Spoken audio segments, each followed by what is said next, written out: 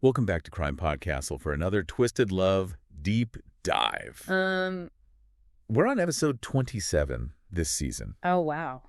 And all season, we've been looking into these stories of love gone wrong, where passion turns toxic with really devastating consequences. That's tough. And today, we're going to dive deep into a case that shocked India back in 2006. Okay. The murder of Aradhana Sharma. This case, it's just so compelling because on the surface, you could almost mistake it for, just an ordinary romance. But underneath that surface, there's just this web of manipulation and jealousy that ultimately leads to this chilling acts that just extinguish this life. Yeah, so full of potential. Heartbreaking. Yeah. Aradhana was 23 years old. Wow. A medical student in Lucknow. She was so driven and Awful. And deeply loved by her family and friends. Yeah. She had her whole life ahead of her. Right. This is so sad. Yeah. Her family really valued education. And, they were so proud of her. Yeah. For everything that she had accomplished. Yeah. She was on her way to becoming a doctor. It's important to remember who Aradhana was. Right. It really, I think, magnifies the sense of loss here. Yeah. She wasn't just some name in a headline. Right. She was this vibrant young woman who had a future full of promise. Yeah. And that makes this whole thing even more tragic. It does. Yeah. And during her college years, Aradhana met Rohit Kapoor. Okay. He was also a medical student. Interesting. And at first, their relationship seemed like a perfect match. Yeah, like a storybook romance. Yeah, two ambitious young people. Right? Shared dreams. Totally. It's almost like something out of a movie. I know. But that image quickly shattered. Yeah, that's where the case takes a really dark turn. Yeah, Rohit was initially, charming and ambitious. But he started exhibiting all this controlling behavior. It's so common. Yeah, it's sad. He was suspicious of Aradhana's interactions with other students. Oh, wow. Especially men, constantly accusing her of infidelity. Awful. It was just... You can just feel his insecurity. Oh, no. Just fueling that possessiveness. It's so palpable. Yeah. And their relationship became riddled with arguments. Yeah, of course. It just got to the point where Aradhana felt suffocated.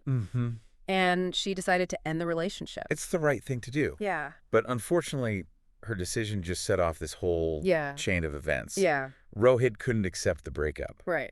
And he just resorted to this emotional blackmail. It's awful. He couldn't let go. He couldn't let go. Yeah. So on August 10th, 2006, Aradhana agreed to meet Rohit at a cafe near their college just to talk things through. Right. And witnesses later said that they saw them arguing. You really hated argument. Yeah. Just filled with tension. Oh, gosh. But what Aradhana didn't know was that Rohit had come prepared. And I don't mean emotionally. I know. This is where it gets... This is where it gets bad. Scary. Yeah. During their conversation, Rohit offered Aradhana a bottle of juice.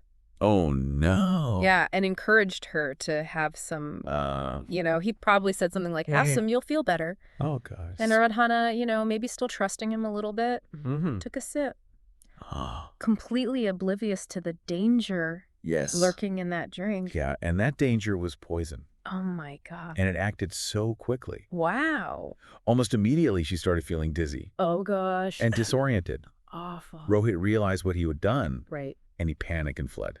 Wow. So he just left her there. Yeah, she left her there. Alone. Fighting for her life. It's just horrifying to think about the terror that she must felt in those moments. Just awful. But thankfully, some bystanders saw what was happening and rushed her to the hospital. Okay, good. But the poison was just too strong. Oh. And Aradhana died within hours. Oh, that's so sad. It's just gut-wrenching. Yeah, you can just picture it. I know. It's awful. It really highlights how cold and calculated his actions were. Right. He came to that meeting with a plan. Yeah, a deadly one. Yeah.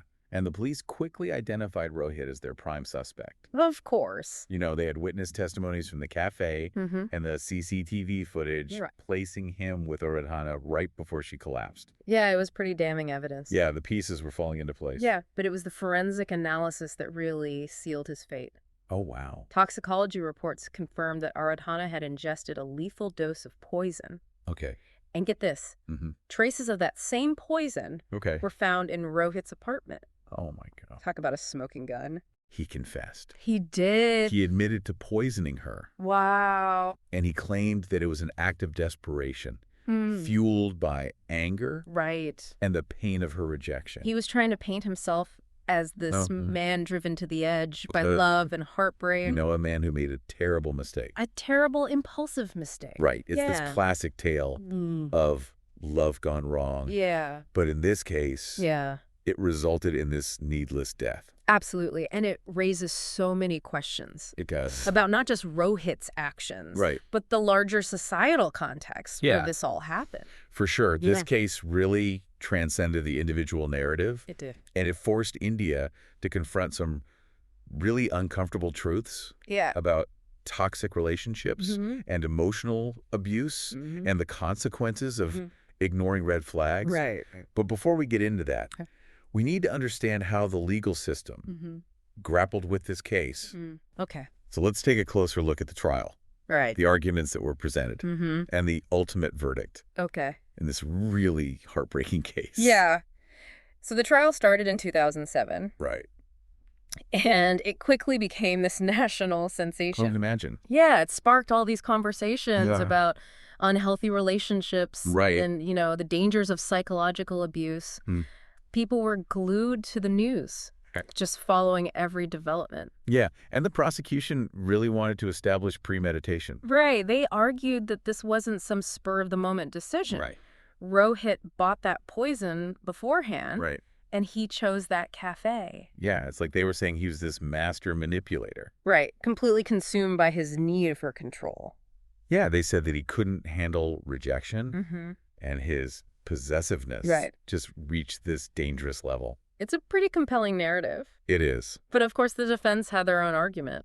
They claimed that the poisoning wasn't planned at all. It was just this impulsive act driven by, intense emotional distress. Okay. So they were saying... Put yourself in his shoes. Right. Imagine that pressure cooker of a breakup. Yeah. The feeling of losing everything. Yeah. It's like a Shakespearean tragedy. It is. This love story turned deadly. Right. But legally speaking, they were trying to blur the lines between a crime of passion and premeditated murder. And that's really what it came down to. The jury had to decide, were his actions a deliberate plan? Right. Or just a sudden, overwhelming surge of emotion? Right. Was this cold-blooded murder or a tragic mistake? It's tough. Yeah. After months of deliberation, in 2008, the jury reached a verdict. And what was it? Guilty. Wow. Rohit Kapoor was convicted of murder. Wow. And sentenced to life in prison.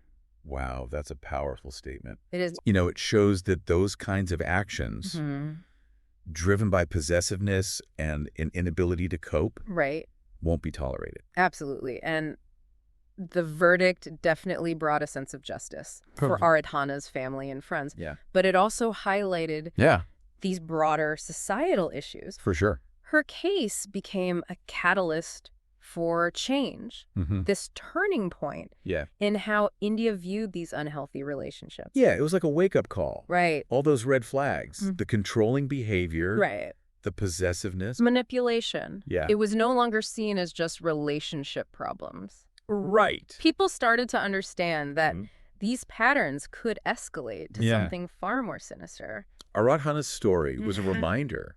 It was. That emotional abuse is a form of violence. Absolutely. Just as harmful as physical abuse. Right. And it needs to be treated with the same level of seriousness. Right. We need to recognize that love should never come at the cost of safety and freedom. Absolutely. So beyond awareness, what actions did India actually take to combat this? Yeah. Did Aradhana's case actually lead to tangible change? I think Aradhana's case really did serve as this turning point. Yeah. It started a national conversation about unhealthy relationships and the impact of emotional abuse. Yeah. There was this surge in public awareness campaigns. Oh, wow. And educational workshops. Literature. Even changes in school curriculums. That's great. To address these issues. It's really inspiring to see how one story can mobilize a whole nation to confront such a huge problem. It's like Aradhana's voice, even though it was silenced. Right. It still resonates. Yeah, pushing for change. And a safer future. For others. It forced people to acknowledge that darker side of love. Yeah. The side that's often hidden behind closed doors.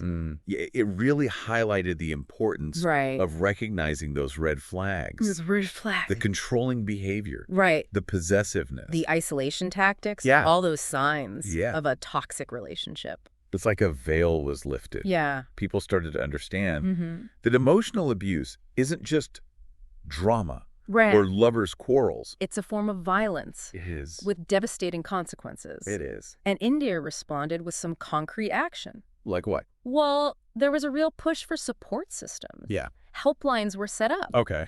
Counseling services became more accessible. That's good. And more shelters for victims of domestic violence were established. It's so important. Yeah, the conversation really shifted from blaming the victim to empowering them to seek help. Right. To break free from these cycles. So Aradhana's story, yeah, it's a tragedy. It is. But it's also this powerful call to action. It is a reminder that we all have a responsibility to recognize the signs of these unhealthy relationships and to intervene when we need to. To create a culture where seeking help isn't a weakness. Absolutely. It takes strength. And change doesn't happen overnight. Right. But Aradhana's case was a catalyst, a turning point for India in addressing and preventing this kind of violence. Her legacy lives on? It does. In those efforts to create a society where love is about respect and equality. Yes. And freedom. It's what we should all strive for.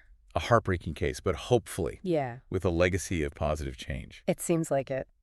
Thanks for joining us for this episode of Twisted Love. Of course. Remember to subscribe. Yes. Share this episode with someone who might find it insightful. Yeah, spread the word. And stay tuned for more deep dives into tales of love obsession and the dark side of the human heart. Until next time.